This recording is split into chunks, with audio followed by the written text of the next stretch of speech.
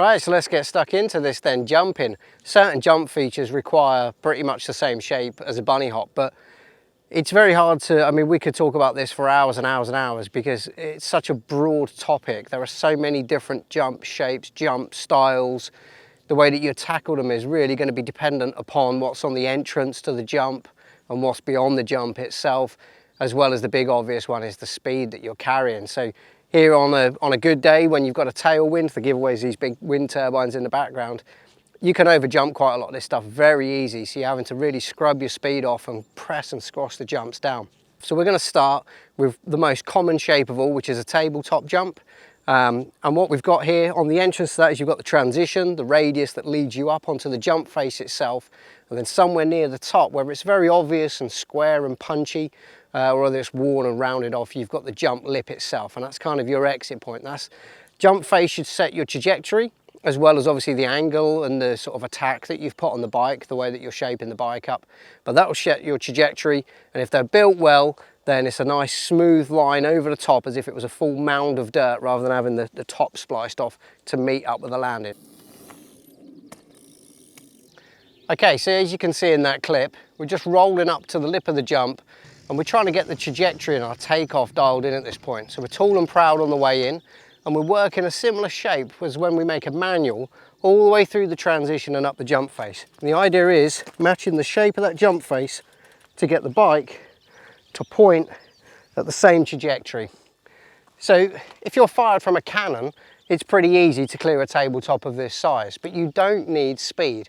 And what we really want to try and teach you is just to take the speed out of it and learn to drive it from the physical movement of your body in time with the bike moving through the trail below you. So bring the speed right down, pull in a manual. From this we can progress to a little bunny hop out of there. And now we're using technique to clear the feature rather than brute force ignorance and speed. Okay, so from our first example where we've just put a manual out the top of it, let's say in that we're going at jogging pace. We've upped the speed a little bit. We're now going at running speed, sprinting. Not sprinting on the bike. Think of Usain Bolt going down the 100-meter straight. So a little bit quicker. I'm gonna get my timing right. Pull that manual, have a look in the slow-mo. You'll see the shape of the bike is aimed up, maybe a little bit steeper than the jump face. But I get my timing right, and I even use that little rock in there. I get a donk off of that from the back wheel, and I make my bunny hop shape. So that's all about feeding the bike through to level the bike out. So I've taken all the speed out and already I'm making a nice shape in the air. If I went a little quicker, I'd get a little bit further along the top, a little bit quicker again, and I'm going to have to use a lot less technique. So as speed increases, sort of our technique and effort decreases, and it's more about just managing the shape of the bike through the air. So it's a really good way to feel your way into these shapes and go and find different transition shapes and see how they react underneath the bike as you come through them.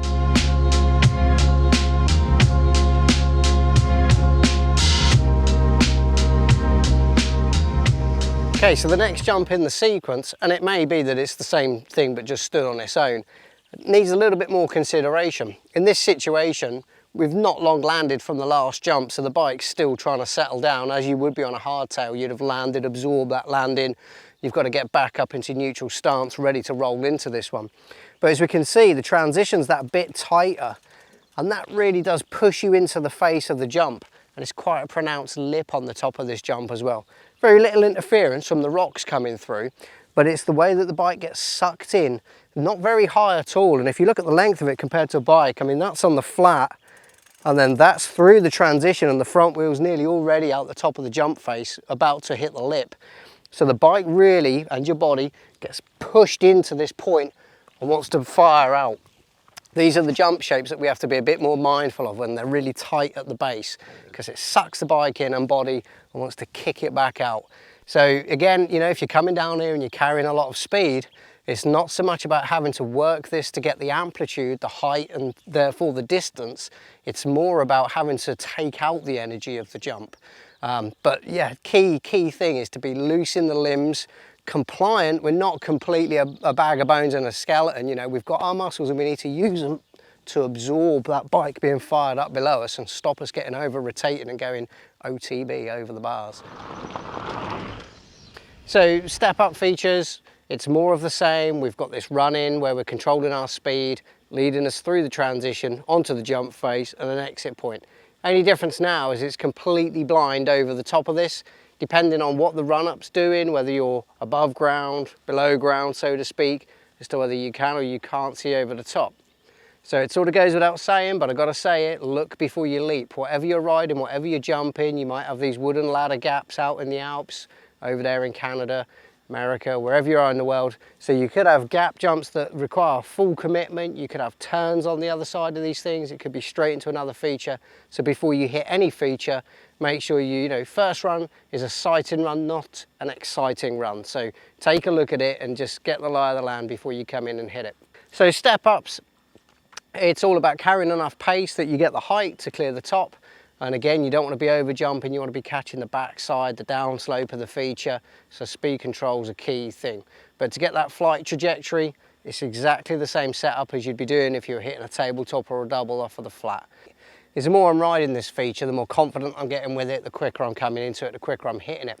Therefore, I'm having to scrub it out. Go away, watch some of the World Cup footage. Those guys are trying to be quick, point to point, and they really need the wheels on the deck for steering and braking and stuff.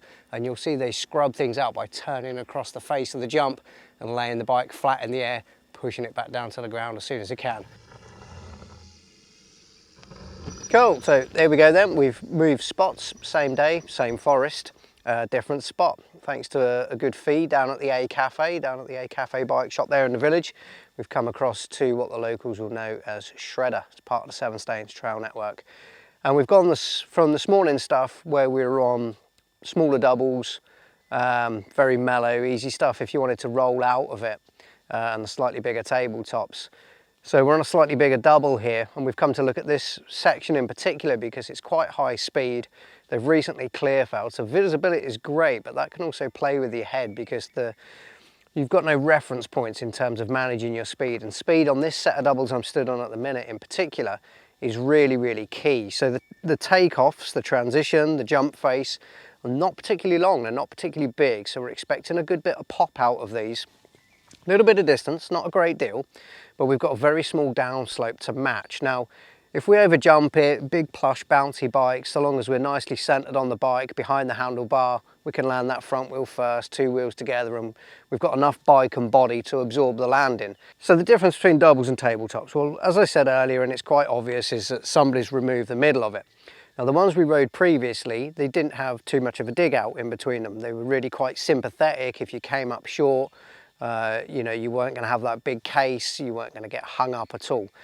This one that we're looking at now, there's really quite a bit of severity to how much has been taken out of the centre here. So we have quite an upslope over there, and that's something that's really going to hang you up and then want to spit you off the bike should you come up short. You know, you can use all of your limbs and all of your suspension, and it will get you so far to get you out of jail from that case, but there's every potential that it's going to bite from that hit and kick and want to spit you up out the front. You're in the commitment point now where you're stood with a camera looking down into me, ignoring the feature that's before this. If you clean the feature before this, then you're already set up to clear this. But that really back there is your commitment point. And it's at that point you need to make that executive decision. Am I going to go for this feature? Am I not going to go for this feature? And if you're not going to go for it due to the nature of it, how deeply dug out it is, you're really going to have to be scrubbing a lot of speed to get your way through here. But it's all about vision, it's looking up, looking ahead, and getting the measure of it sooner rather than later and not doing anything last minute.